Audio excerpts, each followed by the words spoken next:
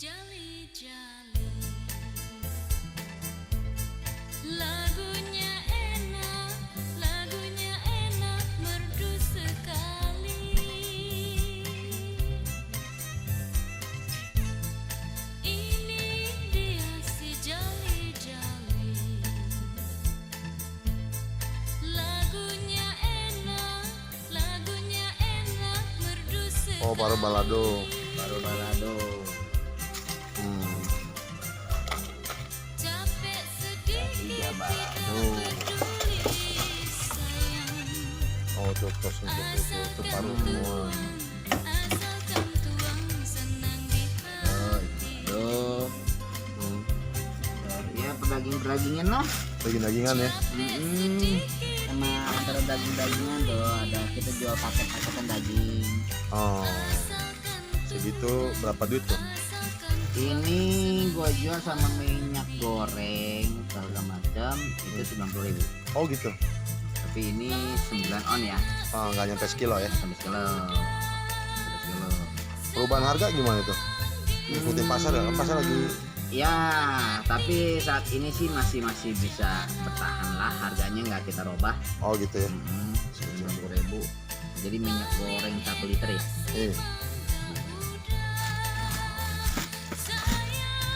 Kita pakai namanya Belva nih. Bel. Belva B, Fresh B. Ada juga ada minuman juga.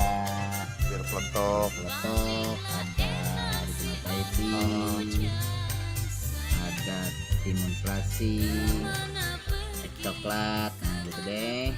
Siap, mantap. Tahuan langsung. Wet. Sapi kenapa nih? Yang keper, Bro. Dimensi jauh. Cilik. Abi keluaran Najinawi.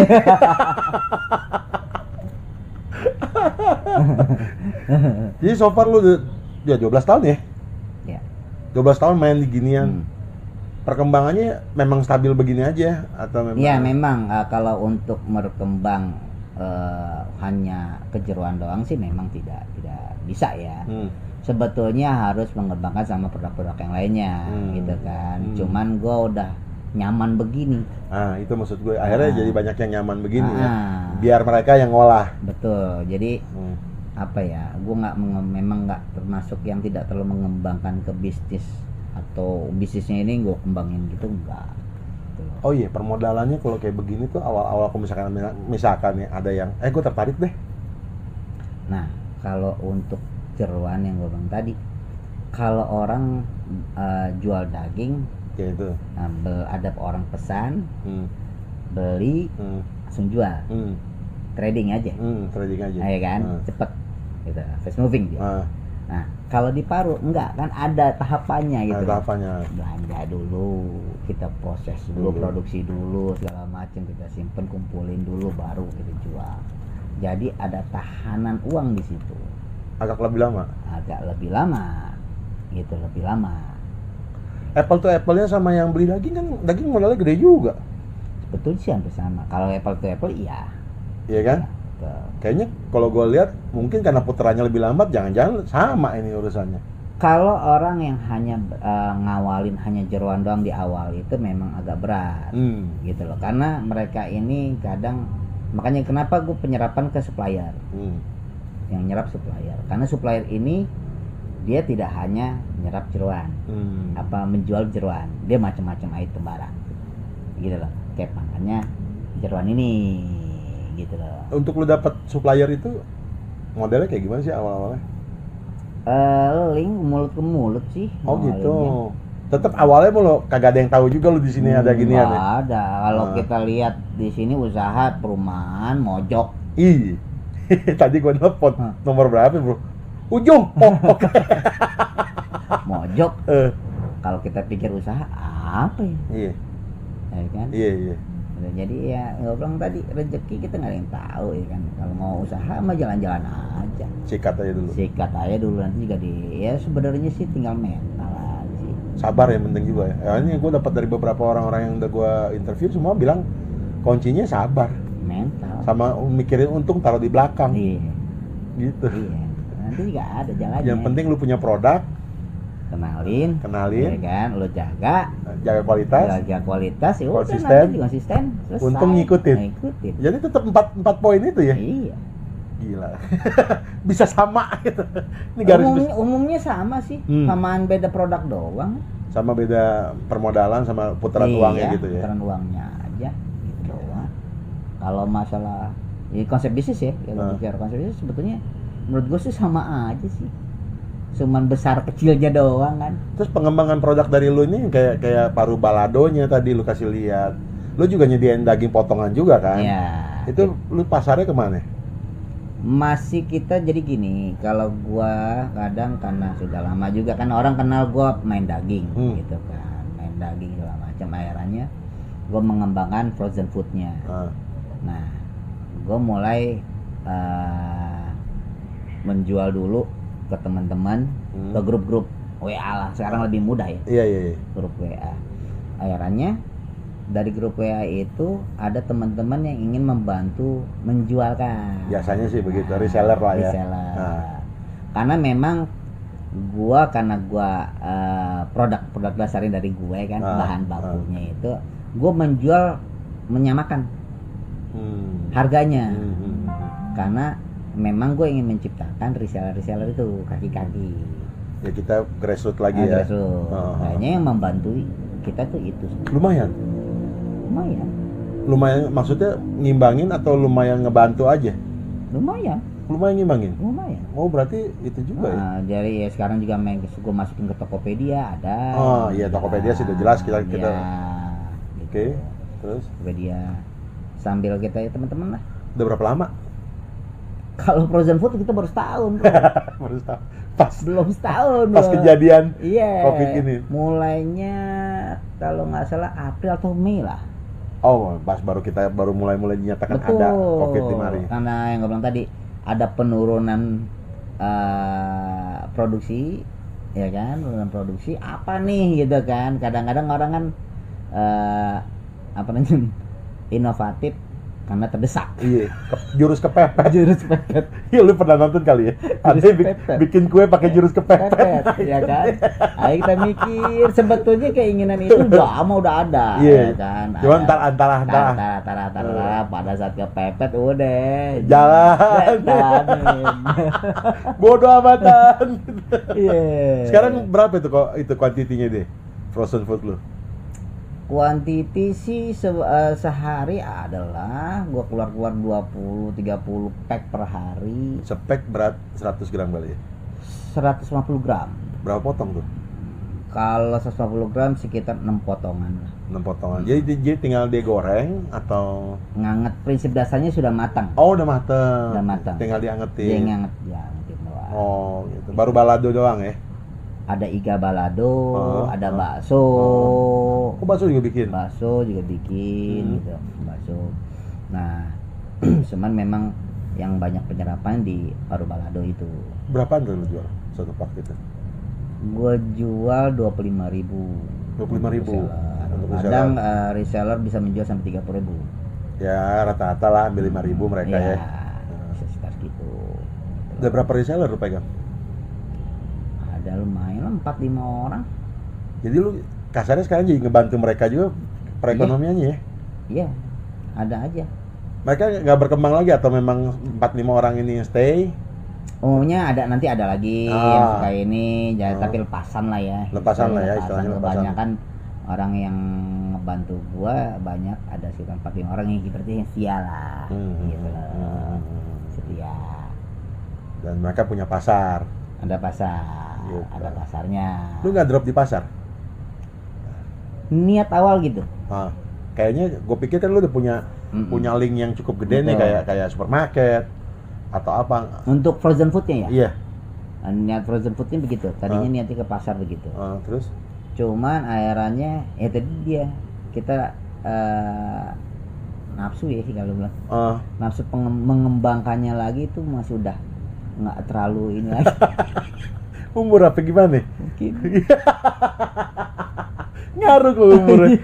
Speed masih berkurang gitu ya. Iya. Ambisinya ya. Ambisinya tuh sudah mulai berkurang. Oh, bukan karena hitungannya lu takutnya kayak kan kondisi kayak gini kan fresh money juga agak-agak sulit kan orang kan. Ya, karena gini, ada kendala sebetulnya kita ini di perizinan sebetulnya. Oh, oke Perizinan. sih. Perizinan itu ke kita kemarin BPOM. ikut BPOM. Kita ada dulu ikut OKOC. Oke, iya. Oke, sih. Yang akhirnya nanti ke Haki, Mm-mm. ke Halal, Ya. satu pintu tuh. Satu pintu. Nah, terus Tapi prakteknya nggak begitu kan gitu. oh, Ya kan. Nah, proses di situnya kita mandek. masih mandek sampai Sebetulnya. sekarang. Betul. Oh. Jadi apa ya? Kita harus benar-benar kalau untuk frozen food kita harus benar-benar kita punya tempat rumah produksi khusus. Oh, kalau rumahnya masih susah. Secara OKOC bisa ininya apa namanya ketentuannya gitu loh. Tapi prakteknya pada saat undang-undang POM-nya ini benturan. Kalau kita pakai IPRT dulu, PRT itu bisa. Jadi untuk PIRT ya, biasanya PIRT. Gue ingatnya IPRT. PIRT itu sebetulnya bisa, Hmm. tapi rata-rata bukan ke high risk, low risk. Apa aja tuh? Low risk, high risk ini kalau perdagingan, Hmm. daging, ikan, ayam itu olahan ya, Hmm. itu jatuhnya ke high risk nih. Oh, mungkin umur itunya kali ya pendek ya. Bukan, pengolahannya ini kita harus betul-betul sterilisasinya Oh. segala macam. Secara ininya benar sih secara itunya. Apanya untuk POM ya, aturan POM-nya benar gitu loh. Cuman untuk para UKM seperti kita itu kendalanya berat Oh, dari Oke. tempat produksinya. Iya, pasti. Kan Vivonya, Hmm. tata letak produksinya itu yang kadang benturan di masih di situnya ya UKM ya. Betul. Nah, kalau kayak gitu, kalau kayak buat lu nih yang pelaku pasar yang memang kan lu punya niat, lu mau kasih lihat nih gue produk gue standar loh, standar nasional gitu ya, standar OKOC deh gitu ya. Itu lu ada masukan nggak nih sekalian lah kita ngobrol? Apa kira-kira yang lu mau sebetulnya sebenarnya? sih ini kan OKOC niatannya baik ya. Ya semua juga pasti gitu ya. Niatannya baik. Pemerintah sih arahnya gitu. Betul. Tapi pelaksanaan di lapangan penyuluh lah ya. Penyuluhnya ini di kelurahan, tiap kelurahan itu masih kurang, Bro. Oh. Gitu loh. Kurang. Terus bagaimana dulu ada untuk dibantu kepengurusannya segala macam ya tetap mentok di ininya, di proses bentroknya di undang-undangnya itu. Ya tadi ya kesiapan Betul. kita alat-alatnya itu yang Betul, sama akhirnya tata letak. UKM ya nyerahnya di situ. Nyerahnya di situ. Sekarang misalkan gini, untuk tempat produksi tidak boleh berdekatan dengan WC. Nah, itu juga salah satunya. Ya kan, salah satu ya, bener gak? Benar. Tapi UKM rata-rata dapur itu dekat WC, Bro. Iya, di belakang rumah Depan rumah. Mau gimana? belum alat-alat ya. Tuh. Akhirnya mau di luar. Nah, Ya kan? Itu lebih gak steril lagi. Banyak juga kan? got Got. tempat sampah. Nah, ya kan? Bakteri. Jadi agak sulitnya di situ sebetulnya. Itu yang susah UMKM. UKM itu eranya susahnya di situ. Terus nyiasatinnya gimana supaya kan gini, pasar kan tetap nanya dong. Kayak kita di Islam, orang nanya, "Ini halal nggak?" Apalagi ngomongin impor loh. Sekarang lagi ngetren soal syar'inya nih, betul. motong hewan. Kalau biasanya gini, pemerintah Indonesia juga sebetulnya juga ada kewajiban untuk produk yang masuk ke Indonesia harus ada Mereka sertifikat halal. Mereka harus cek. Ya, ceknya. Ada perizinannya, harus ke sana dia survei segala macam. Jadi di istilahnya surat dokumentasinya sih halal gitu. Iya. Ya kita juga nggak bisa ngomong apa-apa kan. Iya. Kalau kita sebagai pembeli, kayak lu aja deh. Lu di pasar lu beli sapi, Ya, masa daging gua dari tanya. sapi, gue tanya, "Bang, lu motongnya halal gak?" Sini Ya gua kan? potong lu. Yang ada aja gitu. Gua kasih unjuk motongnya halal. Sini leher lu kena. Iya kan? Gak mungkin juga praktiknya. Iya, bener sih. Praktiknya susah juga kan. Nah, kita kita ngambil ininya ke situ aja. Gitu ya. Sana aja. Ya, tapi emang serba repot jadi kita yang di bawah sebenarnya ya. Iklimnya memang belum ngedukung kita berarti. Betul. Gitu. Nah ini moga-moga ntar kalau ditonton sama paling ntar ada yang komen nggak gitu bro gitu ya. Iya. Tolong kasih tahu kita deh caranya Ya bener. kali aja ada yang lebih bisa ini Iya, ya, benar. membantu kita atau memberikan solusi lah ya, Iya. solusi-solusi UKM yang ingin mengembangkan atau ya melebihi dari ekspektasi yang diinginkan lah ya. Tapi emang bener sih UKM itu ya butuh berkembangnya, kebenturnya semua deh gara-gara itu ya. Akhirnya mereka tetap di bawah. Betul. Yang kalau ada apa-apa mereka langsung jadi kambing hitamnya. Oh ini jualnya Betul. gini gitu. Betul, apalagi kan juga kita nggak menutup mata juga berbenturannya juga sama pabrik-pabrik besar, Ah, ya kan? ah. Pabrik-pabrik besar, mereka juga mungkin kita nggak tahu ya. Misalkan ada UKM kan udah bikin sosis. Iya, udah banyak. Kan. Udah banyak ibu-ibu rumah tangga bikin sosis. Nugget, Iya. segala macam, ya kan? Nggak tahu nih apakah ada tata kelola yang membuat kita para UKM ini nggak bisa susah naik, ya kan? Karena benturan dari itu, nggak ngerti juga deh. Kalau misalkan nanti pemerintah at the time mereka siapin tempat, misalkan gitu ya, siapin tempat yang kita buat kelola, kita buat itu memungkinkan nggak? Atau mungkin tempatnya memang susah di sini? Kalau kita melihat dari misalkan di Jakarta ya bro, perumahan, penduduk semua padat segala macam itu yang agak sulit Agak sulit ya. Mungkin kalau di daerah tanah rumah masih lega, masih bisa ya di setting seperti apa. Tapi kalau untuk di wilayah Jakarta, padahal demand di Jakarta masuk yang paling besar. Iya sih, gue pernah di daerah Ciampea. Ini agak melenceng sedikit ya, sebab ini urusan risol buat sotomi, lo tau nggak? Itu dia udah berani cantumin apa PIRT. Gua tanya, emang di sini nggak susah? Enggak, tapi tempat kita harus begini. Alhasil dia bikin bangunan di tengah-tengah kebun. Yang kerjanya itu Ya kan? nggak jauh dari pemukiman, tapi warga sekitar situ tuh pasti bakal ke pabrik itu tuh. Betul. Itu Gitu. dia. Jadi harus ada tempat khusus. Iya. Nah, kalau Jakarta gimana ya? Ya Tempat aja. Yang jelas harus dulu ngontrak bro, ngontrak tempat untuk produksi. Cuma begitu doang. Iya. Satu-satunya cara. Satu-satunya cara.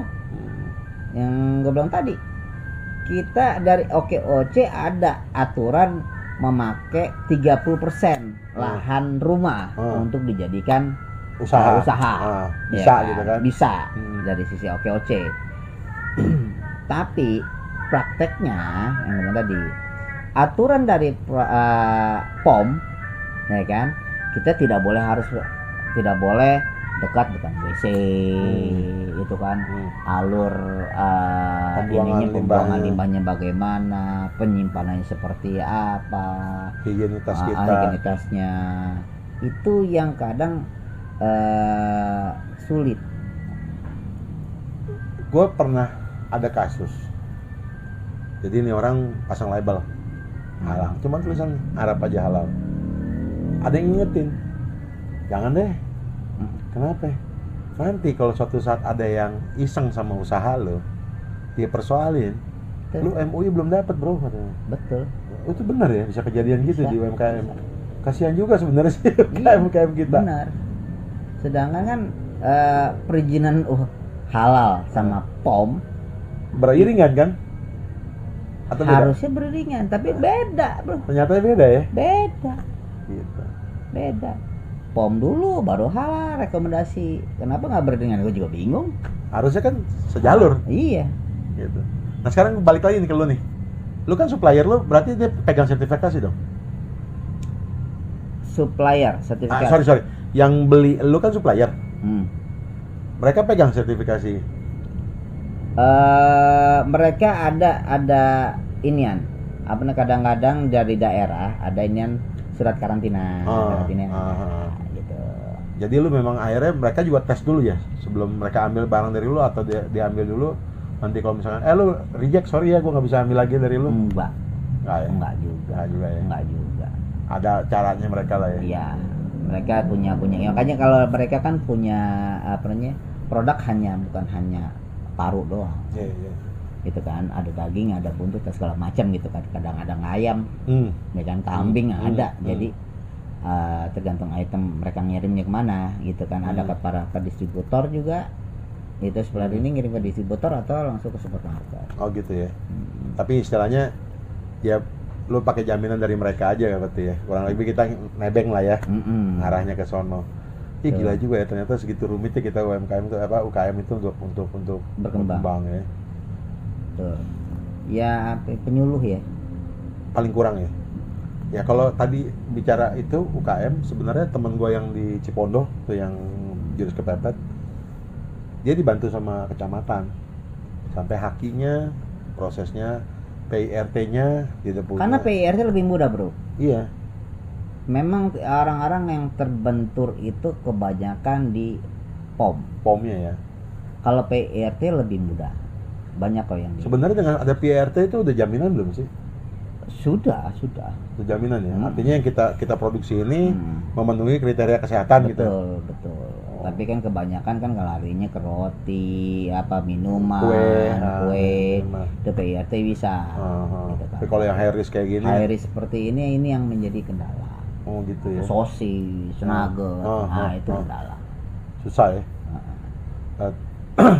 Memungkinkan buat orang-orang nakal nggak sih buat produksi kayak gini-gini? Nakal dari sisi?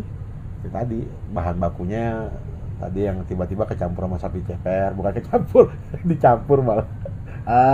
Sebetulnya mungkin saja, tapi pasti akan seleksi alam sih, nggak akan lama yang begitu. Nggak akan lama ya. Kalau lo akan cheating, lo kan nggak lama usaha. Gitu ya. Gitu ya. Jadi yang paling penting juga jangan cheating juga ya. Iya. Kalau lo cheating nggak akan lama, lo untung besar, oke, cepet gitu kan. Iya. Tapi nggak lama biasanya. Ya ini yang bikin lo bertahan 15 tahun ya. Iya. Gitu aja. Sekarang pengembangan lo apa lagi selain ini? Gua sekarang juga bikin mie ayam. Oke, sama teman-teman lo. Sama teman-teman SMP itu bikin mie ayam. Sebetulnya pernah gua buka mie ayam tahun 2017.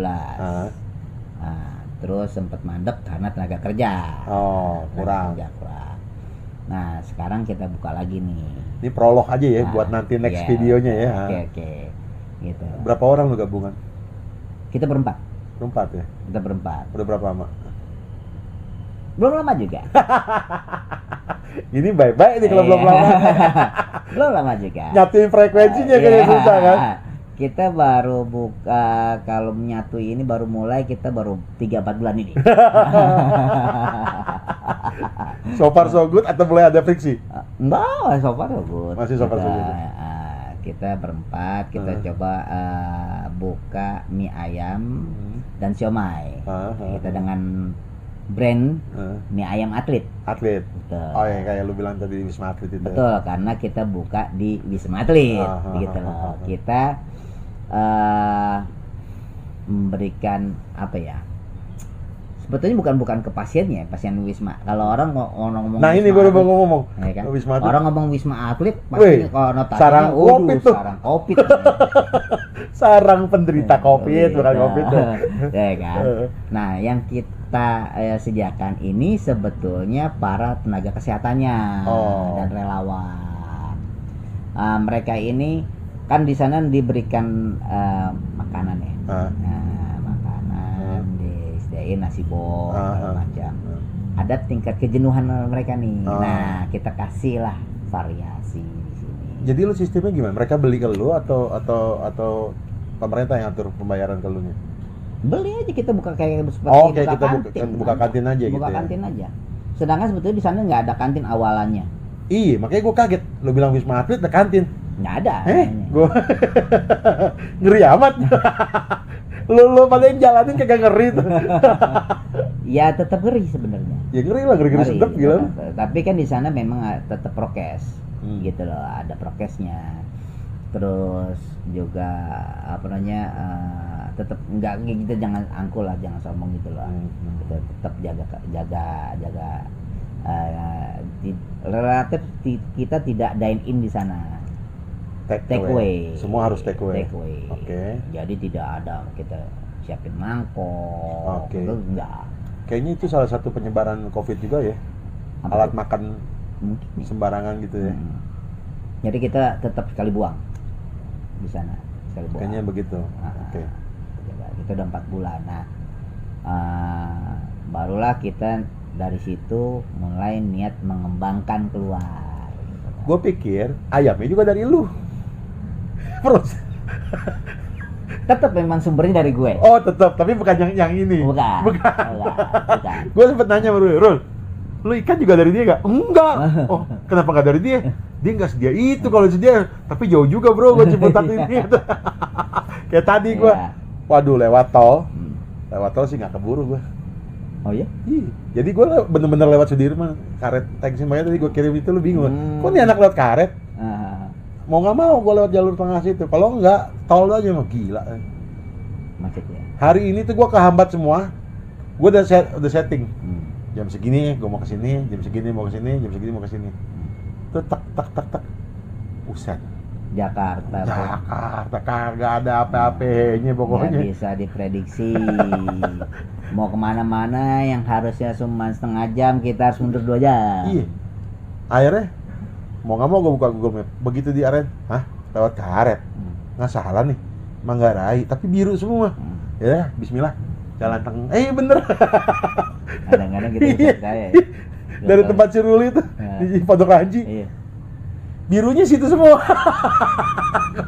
Ini gila nih. Yang ini merah semua. Ini biru. Waduh. Yaudah, coba gue jalanin gitu. Mumpung belum jam 4. Iya. Ya susah sih prediksi sih kalau di Jakarta ya. Nggak bisa ngomong jam, nggak bisa ngomong ini sekarang. Arahannya sekarang. Ya udah. Real. Apa? Ini gue thank you banget. Siap. Apa wawasan baru buat gue. Oke.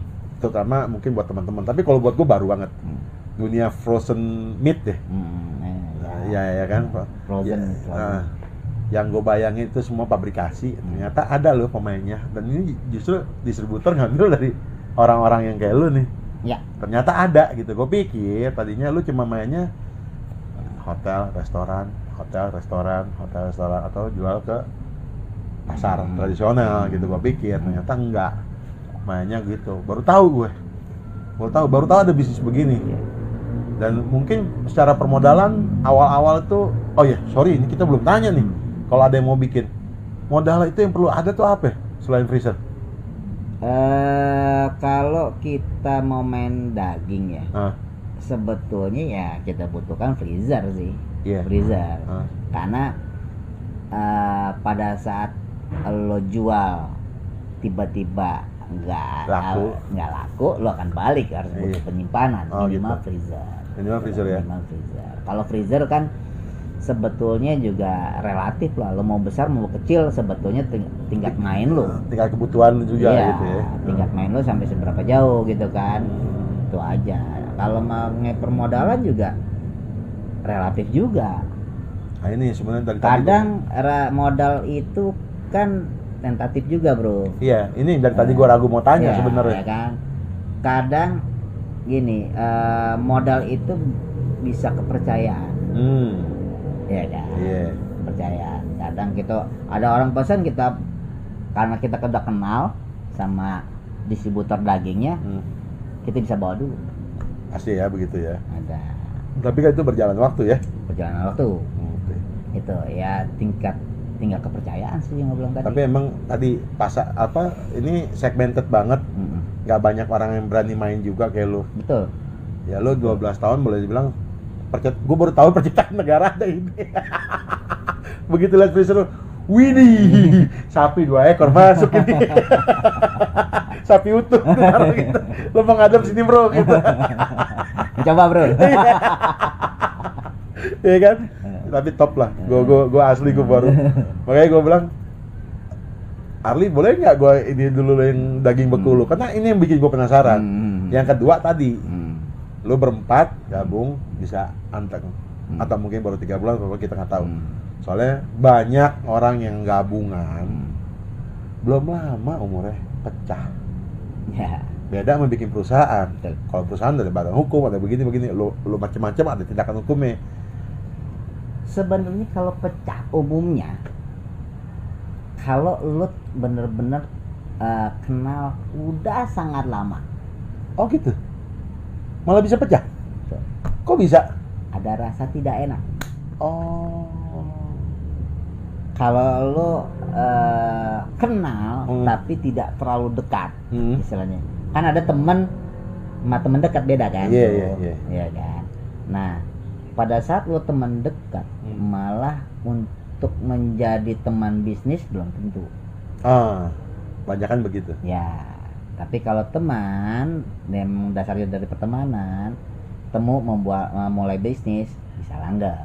Kan lu temen SMP berempat. Betul. Tapi tidak main bareng. Oh, ketemunya pas reuni. Ya, gitu loh. Oke. Atau ketemu lagi mulai ini. Iya. Ada sih beberapa. Malah gue sebetulnya ada 3 orang, ada 2 orang lagi teman gue ngalah dari TK bro. Ah, Lucu nih. Ada temen berempat. Gue nih ada Agus, Doni, Sani. Sani ya. Agus sama Doni sama gue nih dari temen TK. Ah, TK, SD, SMP. hilang. Ya, hilang. Tapi kalau si Agus sama Doni, TK, SD, SMP, kuliah Bareng. bareng. Sampai sekarang berteman. Sekarang itu. Ah. Gitu. Dan mereka juga ada sering tempat nongkrong. Jadi lu orang tengahnya ya? Iya. Yang kalau ada apa gitu. Ada si Sani ini. Oh, si Sani bukan lu juga. Sani ini penengah nih. Kita emang ini lu udah bagian ini ya. Remnya lu deh. Kalau lu udah tarik rem kita diem semua. Iya. Lu lebar Ruli gimana? Ruli teman SMP. Oh, Ruli teman SMP juga. Teman SMP. Sama Sani, sama Doni, sama Agus. SMP dan SMA. Oh, gitu. Gitu. Budek ya dia? Lupa gue si Ruli. 68 ya, udah budek. Mas Ruli aja kan baru-baru ini juga ketemu. Iya. Iya, Baru Ruli. ini lagi ketemu. Ya kayak gitu lah. Itu akhirnya ketemu, akhirnya sharing-sharing, ya kan, sharing-sharing segala macam. Ya, nggak tahu deh. Kalau gue sih sama Ruli ketemunya tahun 2005. Oh 2003. Pas ya dia maintenance IT kita untuk komputer semua gitu. Dulu gua sama dia sampai gua akhirnya keluar dulu, dia masih ikut di tempat, bukan ikut bener-bener ya, masih tempat Ngopi-ngopi. Iya. Oh iya lupa, dari tadi udah ada kopi. Gimana rasanya? Mantep. Benar? Wow, bener-bener. Baru nyobain, biasanya gue kopi jahe, apa sih gitu. Kopi dia aneh-anehin gitu. Iya, gue baru ya, tapi kenal aja ya, bukan karena apa-apa ya, karena kerja dulunya. Terus tapi ya akrab gitu, sampai sekarang maupun udah misah masih bareng terus. Oke deh, bro. Siap. Om Arli. Ini teman kita yang usahanya cukup unik. Paru beku. Ya. Ya. Paru rebus beku. Paru rebus beku Dan turunannya. turunannya. Termasuk yang siap disantap. Siap. Itu tadi Paru balado. balado. Terus ada iga balado dan sebagainya. Nanti gua kasih nomor WA lu di sini boleh? Boleh. Andai kata orang mau apalah gitu. Yang penting kagak buat nipu ya. Yes. Iya. Nanti gua kasih informasinya, yang mau nanya, yang mau belajar, yang mau bahkan mau berbisnis jual beli tapi Ya. bukan kerjasama, susah zaman sekarang. Banyak tidak? Ada ya banyak ya? Ya. Udah mulai banyak ya? Ya artinya open. Ini teman kita ini open. Kita suasana santai aja, kita terus jalanin, ya kan? Tadi 4 usaha tadi ya. Apa tadi? Yang pertama Sembako. bukan, yang prinsip usaha yang kata lu untung di akhir lagi. Oh, pokoknya jangan mikir. Iya. Ya kan, ngelangkah aja. jaga kualitas. Jaga kualitas. Konsisten. Jangan cheating. Iya jangan cheating. Nah, untung ngikutin. Iya. Nah itu semua sama. prinsip usaha sama, tinggal kita gimana ngelakuin sama pilih usaha yang kita itu. Betul. Ya teman-teman, assalamualaikum warahmatullahi wabarakatuh.